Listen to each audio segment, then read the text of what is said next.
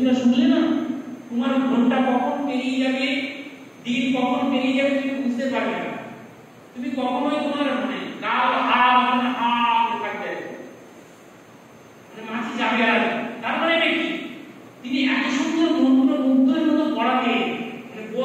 বলবেন জীবন কি, আমি কে, আমি তো কে, আমরা কেন এখানে এসেছি, আমরা কিসের জন্য এখানে বেঁচে আছি, কি চাই, কি করব। শুধু মানে সুন্দর শাড়ি পরলাম, গয়না পরলাম, বেশ চার ঘন্টা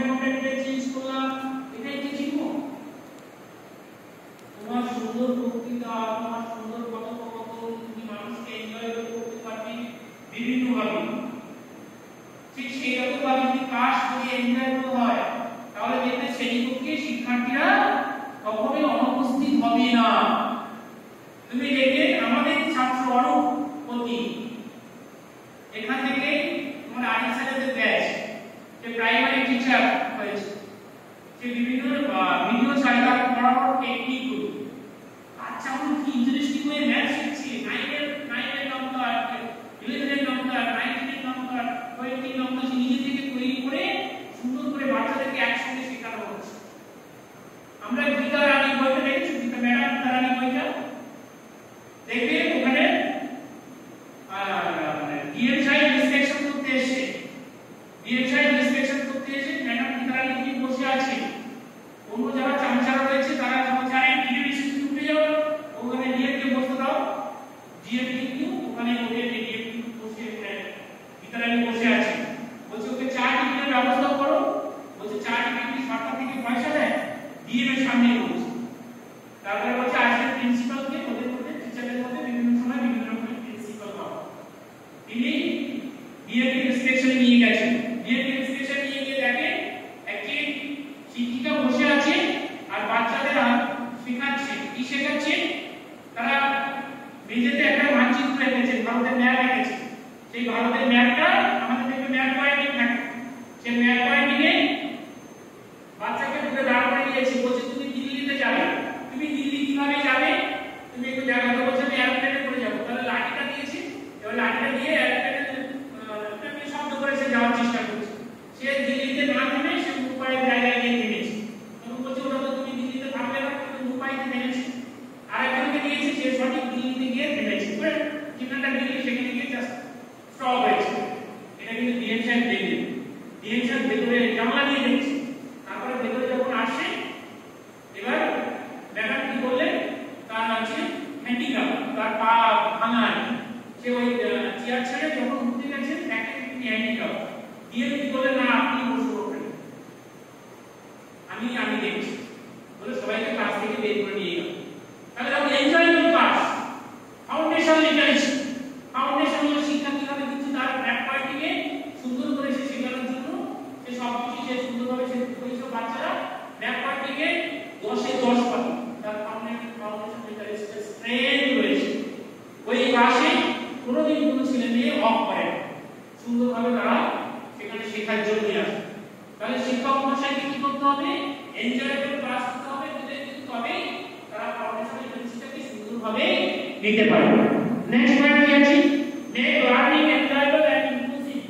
children should enjoy learn and stay school. Next, improve quality of education. Quality of education কি focus on better teaching, training teachers and quality learning materials. দারুণ জিনিস এগুলো, কিন্তু সেন্ট্রাল গভর্নমেন্ট, স্টেট গভর্নমেন্ট সবাইকে হেল্প করতে হবে। কিসের জন্য, দেখো ফোকাস বেটার টিচিং, পয়েন্টে দেখো ফোকাস বেটার টিচিং, দেখতে পাচ্ছ সবাই, তাই সবাই দেখতে পাচ্ছ, focus better teaching, training teacher, focus better teaching বলতে কি, আমারই ছাত্র যারা পাস করেছে 60 এর মধ্যে বাংলায় 60 পেয়েছে, 60 এর মধ্যে 60 পেয়েছে হিস্ট্রিতে, মানে কিভাবে বোঝা গেল, তোমরা জানো স্কুল সার্ভিস কমিশন এখন নতুন অ্যানসার শিট করেছে, যেটাতে ওরা পরীক্ষার কয়েক ঘন্টা পরে থেকে বা কয়েকদিন পরে এসএসসি দপ্তর থেকে তারা দিয়ে দেয়, সেটাতে দিয়ে আর সেটা তার বাড়িতে কার্বন কপি হয়েছে, সেই কার্বন কপি দিয়ে দেখলো তার 60টা কিন্তু অ্যাপ্রুভ হয়েছে। ইউনিভার্সিটি জানাতে পারছে না পলি রানী দাস এখন রোগা লিখি সে আমাদের সঙ্গে এতে গিয়েছিল তোমার হচ্ছে সিমলা, সেখানে তার শ্বাসকষ্ট হচ্ছিল প্রবলেম। সেই মেয়েটা এসে আমাকে ফোন করছে, বলছে স্যার আর একটা ছেলে আছে শেখ আসিফুল,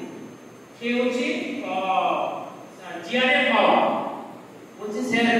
আপনারা যে সময় টিচিং দিয়েছিলেন সেই সময় স্যার আমরা ভালোভাবে করিনি, কিন্তু স্যার আমি তো পেয়েছি, আমার তো এখন ডেমনস্ট্রেশন দিতে হবে, তাহলে কি করা যায় স্যার আপনারা একটু, আমি আপনাদের সামনে ডেমনস্ট্রেশন দেবো, আপনি একটু চেক করে নেবেন।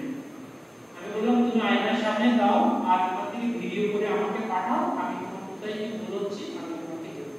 বাঁকুড়া থেকে একটি ছেলে সে বিকাশ 2013 সালে পাস,